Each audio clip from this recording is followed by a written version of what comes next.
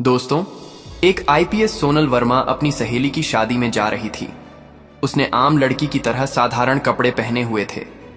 न कोई सरकारी गाड़ी थी, न कोई सुरक्षा। बस एक आम लड़की की तरह वह मोटरसाइकिल चला रही थी। जब वह गंगापुर शहर के पास पहुंची तो उसे आगे एक पुलिस चेक पोस्ट दिखाई दिया।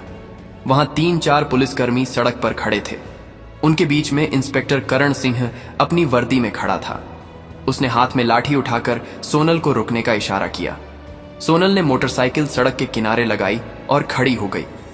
इंस्पेक्टर ने सख्त आवाज में पूछा, कहां जा रही हो? सोनल ने बहुत शांत स्वर में जवाब दिया, एक सहेली की शादी है, वहीं जा रही हूं। इंस्पेक्टर करण सिंह ने उसे सिर से पांव तक देखा। वह 28 साल की एक खूबसूरत महिला थी। फिर वह हंसते हुए बोला, अच्छा, सहेली की शादी में खाना खाने जा रही हो? लेकिन हेलमेट क्या तुम्हारे बाप ने पहनना है? क्यों नहीं पहना? और ये बाइक भी बहुत तेज चला रही थी। चलो अब चालान कटेगा। ऐसा कहते हुए उसने चालान की पर्ची निकालनी शुरू कर दी। सोनल समझ चुकी थी कि उसकी नीयत ठीक नहीं है और यह सब एक बहाना है।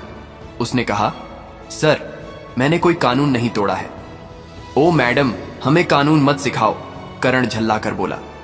उसने पास खड़े एक कांस्टेबल की तरफ देखा, फिर सोनल की ओर मुड़कर कहा, इसे सबक सिखाना होगा। अचानक इंस्पेक्टर ने जोर से एक थप्पड़ मारा सोनल के गाल पर। बहुत सवाल कर रही है, जब पुलिस कुछ कहे तो चुपचाप मान लेना चाहिए। सोनल का सिर एक पल के लिए घूम गया, लेकिन उसने खुद को संभाल लिया। उसकी आंखों में गुस्सा साफ झलक रहा था।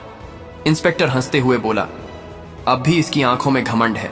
ऐसे कितनों को ठीक कर चुका हूं, इसे अच्छी तरह से सबक सिखाना होगा। एक कांस्टेबल आगे आया और बोला, सर, इसे थाने ले चलते हैं, वहीं इसका इलाज होगा, तब समझेगी कि पुलिस से कैसे बात की जाती है। फिर एक और कांस्टेबल ने सोनल का हाथ पकड़कर खींचते हुए कहा, चलो गाड़ी में बैठो। सोनल ने झटके से अपना हाथ छुड़ाया और गुस्से में बोली, हाथ लगाने की कोशिश मत करना, वरना अंजाम अच्छा नहीं होगा। इंस्पेक्टर और भड़क गया। उसने एक और कांस्टेबल से कहा, देखो इसका घमंड।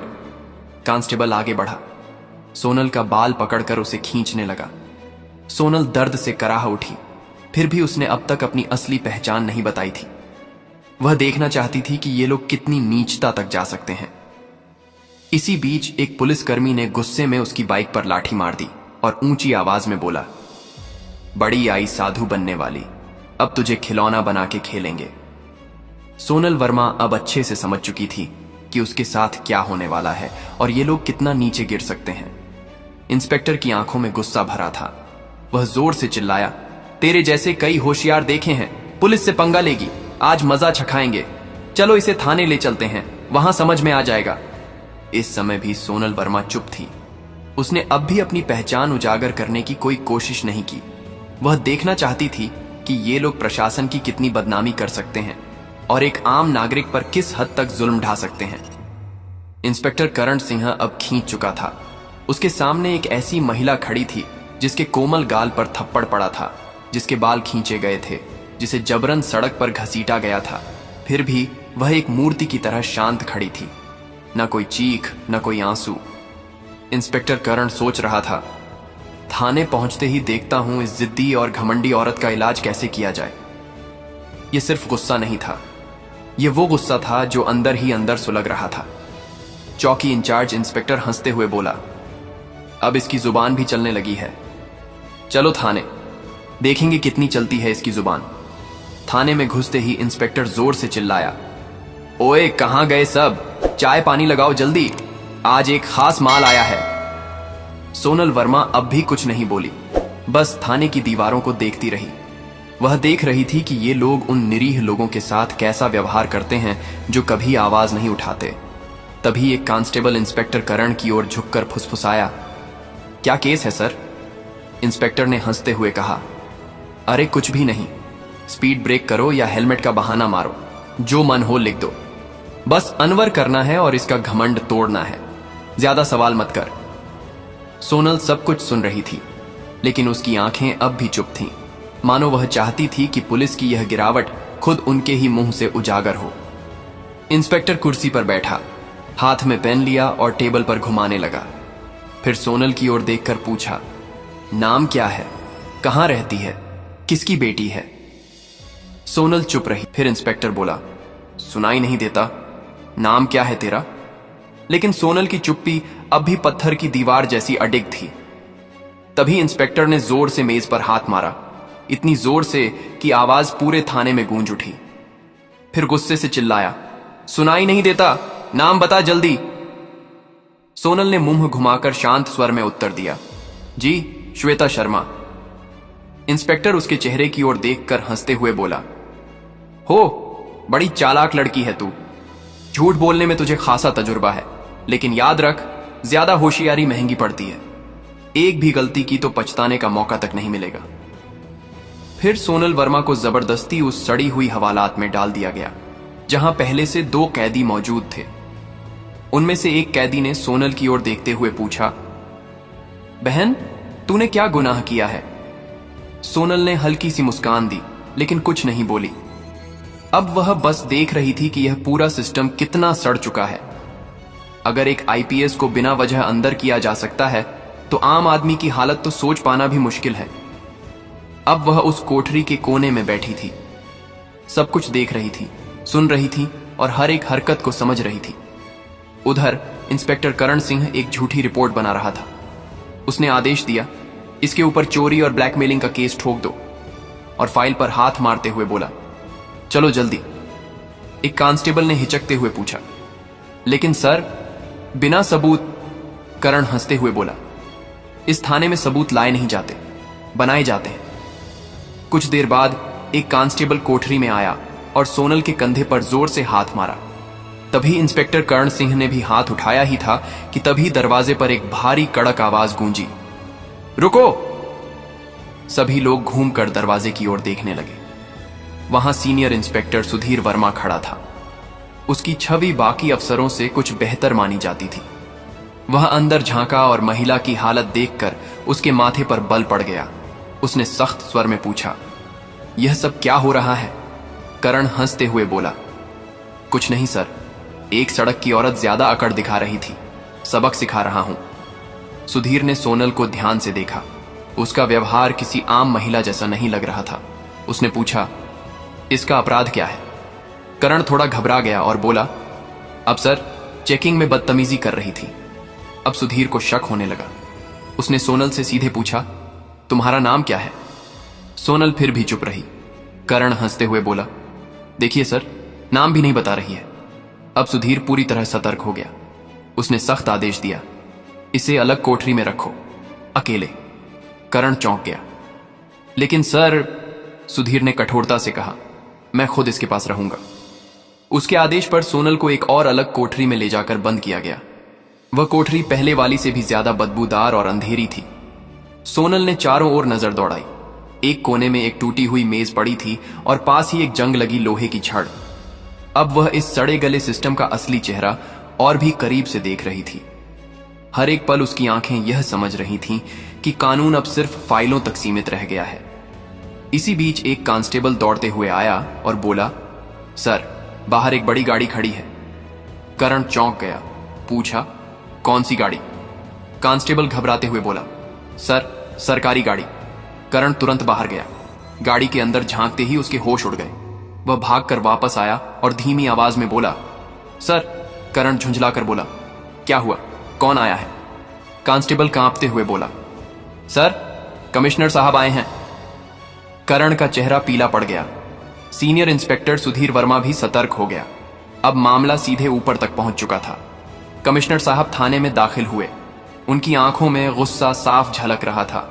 उन्होंने करण की ओर देखकर सख्त स्वर में पूछा, इंस्पेक्टर करण, यह क्या तमाशा चल रहा है यहां? करण घबरा गया और बोला, कुछ नहीं सर, एक छोटा सा केस है बस।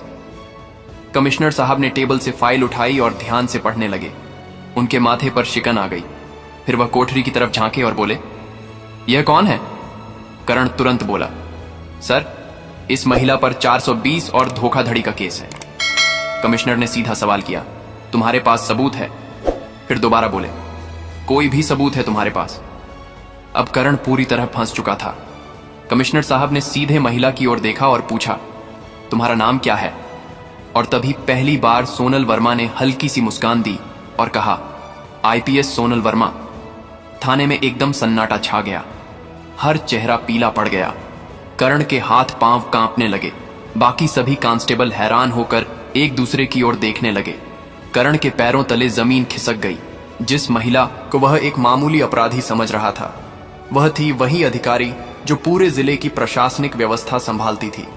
वह कोई आम औरत नहीं थी, वह थी स्वयं आईपीएस सोनल वर्मा। जिस महिला को सड़क पर घसीटा गया था, जिसके बाल खींचे गए थे, जिसे थप्पड़ मारा गया था, जब यह सच्चाई सबके सामने आई, पूरे थाने में हड़कंप मच गया। सभी कांस्टेबल स्तब्ध हो गए। कमिश्नर साहब ने तेज गुस्से से भरी नजर से इंस्पेक्टर करण की ओर देखा और गरजते हुए बोले, करण, तुझ में इतनी हिम्मत आई कैसे कि तू एक सीनियर ऑफिसर पर झूठा आरोप लगाने की जरूरत कर बैठा? करण कुछ बोलने की कोशिश कर ही रहा था कि तभी पास में खड़े सीनियर इंस्पेक्टर सुधीर वर्मा जोर से बोले, सर, मैंने पहले ही कहा था कि यहां कुछ ना कुछ गड़बड़ है। अब करण पूरी तरह अकेला पड़ चुका था। तभी पहली बार सोनल वर्मा ने अपनी शांत लेकिन दृढ़ आवाज में सीधा फैसला सुना दिया, करण, अब तेरी नौकरी गई, तेरा सस्पेंशन पक्का और तेरे खिलाफ अब केस भी चलेगा। यह सुनते ही करण का चेहरा जैसे सफेद पड़ गया, सांस अटकने लगी। बाकी पुलिसकर्मी भी उससे नजरें चुराने लगे। सुधीर वर्मा ने तुरंत आदेश दिया, हवलदार साहब, इसे पकड़ो और लॉकअप में डालो। लेकिन तभी करण ने अपनी जेब से एक मुड़ा हुआ कागज निकाला और मुस्कुराते हुए बोला, रुको मैडम, ये पहले देख लो, फिर जो करना हो कर लेना। उसने कागज आगे बढ़ाया। कमिश्नर और सोनल दोनों की नजरें एक साथ उसकी ओर गईं। करण बोला, ये लो मेरा ट्रांसफर ऑन ऑर्डर। 3 दिन पहले ही मेरा तबादला हो चुका है। अब चाहे तुम जितना भी गुस्सा करो, मुझे नौकरी से नहीं निकाल सकती। पूरे थाने में फिर एक बार सन्नाटा छा गया। सोनल ने वह कागज हाथ में लिया और ध्यान से पढ़ा। कमिश्नर ने सुधीर वर्मा की ओर तीखी नजर डालते हुए कहा, जाओ देखो ये कागज असली है या सिर्फ दिखावा। सुधीर ने कंप्यूटर रिकॉर्ड खंगाला और फिर सिर उठाकर बोला, सर, यह असली है, लेकिन अब तक इसने नए इंस्पेक्टर को चार्ज नहीं सौंपा है। यानी अभी तक यहां का आधिकारिक इंस्पेक्टर यही है और सारे कुकर्म इसी के कार्यकाल में हुए हैं। अब इसे कोई नहीं बचा सकता। सोनल वर्मा ने करण की आंखों में आंखें डालकर कहा, अब तेरा नया ठिकाना वहीं होगा जहां तू दूसरों को डाला करता था। कमिश्नर ने भी सिर हिलाकर उसकी बात पर अपनी मोहर लगा दी। जैसे ही 2 कांस्टेबल उसे पकड़ने आगे बढ़े, करण फिर से चाल चल गया और जोर से बोला, रुको मैडम, मैं अकेला नहीं हूं। क्या आपको लगता है कि सारा दोष सिर्फ मेरा है? फिर वह थाने के बाकी पुलिस वालों की ओर इशारा करते हुए बोला, ये सब मेरे साथ थे, ऊपर तक सब शामिल हैं। इतना कहते ही कुछ पुलिस कर्मियों के चेहरों का रंग उड़ गया। सीनियर इंस्पेक्टर सुधीर वर्मा हालात को भांपकर एक एक करके सभी की ओर शक की नजरों से देखने लगे। सोनल वर्मा ने शांत लेकिन दृढ़ स्वर में कमिश्नर की ओर देखते हुए कहा, अब इस पूरे थाने को साफ करना होगा, कोई नहीं बचेगा। कमिश्नर ने भी सिर हिलाते हुए कहा, जो हुक्म मैडम, अब एक एक करके सबका हिसाब लिया जाएगा। यह बात मुंह से निकलते ही थाने के भीतर बिजली सी गिर गई। थाने के बाहर कुछ पत्रकार पहले से खड़े थे। उन्हें पहले से ही शक था कि थाने के अंदर कोई बड़ा घोटाला चल रहा है। जैसे ही उन्हें खबर मिली कि पूरा थाना लाइन हाजिर किया गया है, उन्होंने तुरंत मोबाइल से ब्रेकिंग न्यूज वायरल करना शुरू कर दिया। उसी वक्त एक चमचमाती गाड़ी थाने के सामने आकर रुकी। दरवाजा खुला और स्वयं एसपी साहब बाहर आए। चारों ओर नजर दौड़ाई। हर चेहरे पर हवाइयां उड़ रही थीं। थाने के सारे अफसर एक तरफ चुपचाप खड़े थे। एसपी साहब ने तीखे स्वर में पूछा, यहां कब से तमाशा चल रहा है? लेकिन कमिश्नर और थाना इंचार्ज दोनों एकदम चुप थे। तभी सोनल वर्मा ने सीधे एसपी की आंखों में आंखें डालकर कहा, क्या तुम्हें लगता है तुम बच जाओगे? सुधीर वर्मा तुरंत एक फाइल निकालकर सोनल वर्मा के हाथ में थमा दी। यह वही फाइल थी जिसमें एसपी साहब के सारे काले कारनामों का पर्दाफाश था। सोनल ने वह फाइल एसपी साहब की ओर बढ़ाते हुए कहा, लो देखो, इसमें तुम्हारे हर गुनाह का हिसाब लिखा है। एसपी साहब के माथे से पसीना बहने लगा। कमिश्नर ने बिना एक पल गंवाए तेज आवाज में आदेश दिया, पकड़ो इसे, तुरंत गिरफ्तार करो। पूरा थाना स्तब्ध रह गया।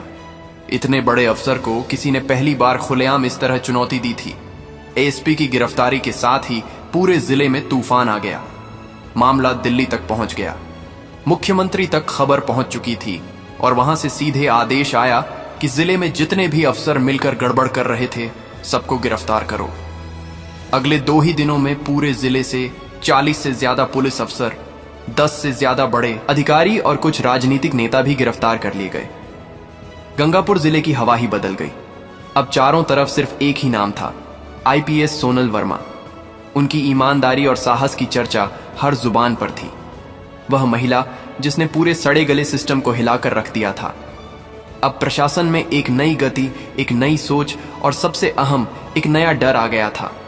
अब कोई भी यह नहीं कह सकता था मुझे कुछ नहीं होगा। सोनल वर्मा का काम पूरा हो चुका था। उन्होंने साबित कर दिया था कि अगर मन साफ हो, नीयत सच्ची हो तो पूरा देश भी सुधारा जा सकता है। तो दोस्तों, अगर आपको यह कहानी पसंद आई हो तो एक प्यारा सा लाइक जरूर ठोक दीजिए और हमारे चैनल स्टोरी दर्पण को सब्सक्राइब करना ना भूलें। आपका एक एक लाइक हमारे लिए मोटिवेशन की तरह काम करता है और हमें ऐसी ही मजेदार कहानियां लाने के लिए और भी जोश देता है। तो दोस्तों, मिलते हैं ऐसी ही एक नई इंटरेस्टिंग वीडियो के साथ। तब तक के लिए जय हिंद।